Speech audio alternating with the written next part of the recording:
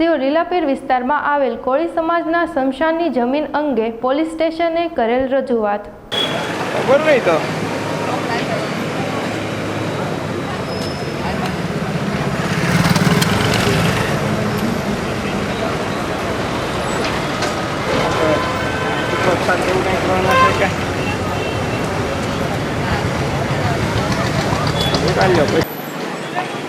પૂછી લો શું કરવાનું છે.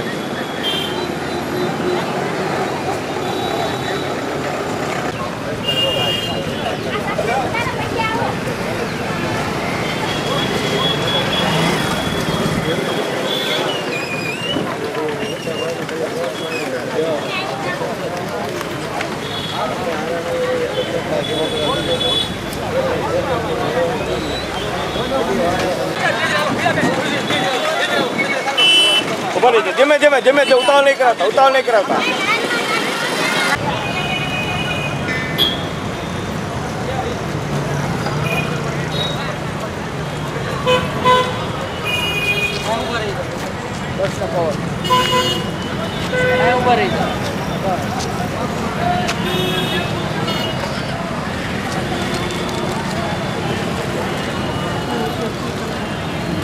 લાઈન માં જ રહેજો એટલે હું ચાલું ના થાય. હા પ્રમુખ સાહેબ.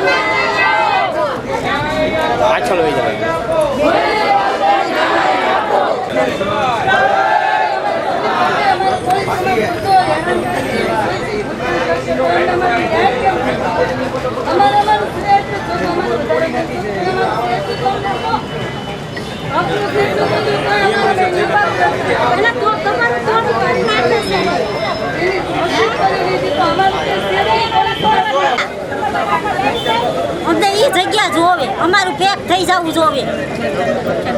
અમે એના કબ્રસ્તાનમાં નુકસાન કરવા જાય છે તો અમારામાં કામ આવે છે. हम हमारा हक मांगते नहीं किसी के भीख मांगते. अरे हम हमारा हक मांगते नहीं किसी के भीख मांगते. પાછળ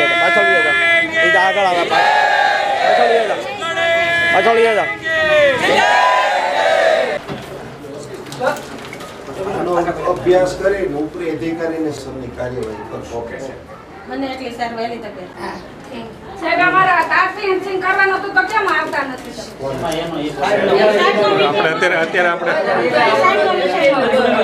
આપણે વિષય ખાલી આ જે સમાધિ તોડી છે ને એના ઉપર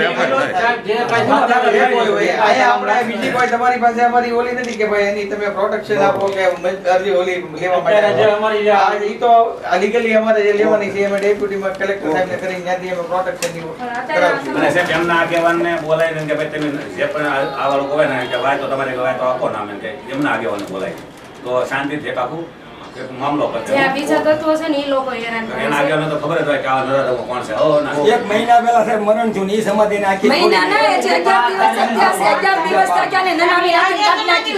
11 દિવસ આપણે મુસલમાનને કાઢવી, 11 દિવસ આટલા ઉડાડી દીધા.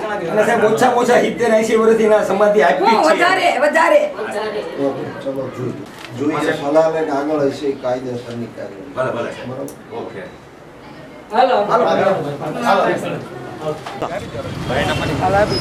આજરોજ શિહોર શહેર અને શિહોર તાલુકા કોળી સમાજ તથા સમસ્ત કોળી સમાજના તમામ સંગઠનો અને શિહોર કોળી સમાજ મહિલા મોરચા તમામ સમાજના આગેવાનો, યુવાનો, વડીલો અને બહેનો આજે ખૂબ મોટી સંખ્યાની અંદર શિહોર પોલીસ સ્ટેશન ખાતે એક ફરિયાદ નોંધાવવા માટે અહીંયા ઉપસ્થિત થયા છે. કારણ કે શિહોરની અંદર લીલાપીર વિસ્તારમાં આવેલ કોળી સમાજનું જે શમશાન જે લીગલી કાયદેસર રીતે સરકાર દ્વારા કોળી સમાજને ફાળવવામાં આવેલ ને છેલ્લા 45 વર્ષથી આ શમશાનની અંદર કોળી સમાજના વડીલો, યુવાનો અને મહિલાઓની જે દફનવિધિ ત્યાં થાય છે, ત્યારે 4-5 દિવસ પહેલાં સમાજની અંદર એક મરણ થયેલ અને ત્યાં દફનવિધિ કરી ત્યાં સમાધિ આપેલ અને સમાધિ આપી અને સમાજના આગેવાનો અને યુવાનો અને બધા વડીલો પરત ઘરે ફરતા થોડી ક્ષણોની અંદર આ જે સમાધિ હતી અને સમાધિને તોડફોડ કરવામાં આવી છે.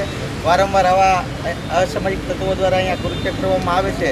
એને અનુસંધાન આજે સમગ્ર શિહોર શહેર, તાલુકો અને ભાવનગર જિલ્લામાંથી કોળી સમાજના આગેવાનો અહીંયા ઉપસ્થિત થઈ અને અહીંયા પોલીસ સ્ટેશને આવા તત્વોને ઉપર કડક કાર્યવાહી થાય તે માટે અહીંયા બધા ઉપસ્થિત થઈને એફઆઈઆર નોંધાવવા માટે અહીંયા આવ્યા છે. હા ભાઈ ઉમેશભાઈ, આ ફરિયાદ દાખલ નહીં થાય તો તમે શું કરવા માંગશો? આ ફરિયાદ જો દાખલ નહીં થાય તો સમાજ દ્વારા આગળની મીટિંગ કરી, વિચારણા કરી અને જે કાંઈ કાર્યક્રમો આગળના દેવામાં આવશે, સમગ્ર ગુજરાત લેવલે આ મુદ્દો સમાજ દ્વારા લેવામાં આવશે અને આગામી દિવસમાં અનેક પ્રકારના કાર્યક્રમો પણ દેવામાં આવશે. જય ભારત, જય સંવિધાન. મારું નામ ધરમશભાઈ ધાબા છે. કોળી સમાજનું જે સંગઠન આવે છે, કલમરિયા સંગઠન, એના કાર્યકર્તા છું. આજે જે ઘટના બની છે એ ઘટના બાબતે સમસ્ત કોળી સમાજ અને સમાજના આગેવાનો ભેગા થયા છે કે દિન પ્રતિદિન જે કબ્રસ્તાનમાં નરાધમોએ જે નુકસાન કર્યું છે એ બાબતે પીઆઈ સાહેબને આવેદન દેવાયા છીએ. હવે રહી વાત કે જ્યારે કોઈ પણ ઘટના બની હોય, કોઈ પણ ગુનો બન્યો હોય, કાયદેસર સંવિધાનમાં એફઆઈઆર થતી જ હોય છે અને એફઆઈઆર લેવાની જ હોય છે. કદાચ કોઈ સત્તાનો દુરુપયોગ કરીને કદાચ કોઈ ઓલો કરે તો કાયદાકીય રીતે અમને લડતા આવડે છે. અમે ભગતસિંહના માર્ગે ચાલનારા છીએ, ઉધમસિંહના માર્ગે ચાલનારા છીએ. અમે અહિંસાના પૂજારી છીએ, પણ એવું નહીં માનતા કે અમે મહર કોળીએ જે 500 પેસોએ કાપી નાખ્યા હતા એમાંની છીએ. એટલે મેં હાથે બેસીને બંગડીયું પહેરવાળા નથી. આમને સામને પણ લડાઈ લડીશું. જે કૃત્ય કર્યું છે આ નરાધમોએ એને અમે પણ પૂરી તાકાતથી લડશું. જો તમે એક બાપની ઓલાદ ભાવ તો તમે આમને સામને આવી જાઓ. તમે આ રીતે લોકોને હેરાન કરવાનું બંધ કરો. અમે પૂરી તાકાતથી આ લડાઈ લડવા તૈયાર છીએ. જય ભારત, જય શ્રી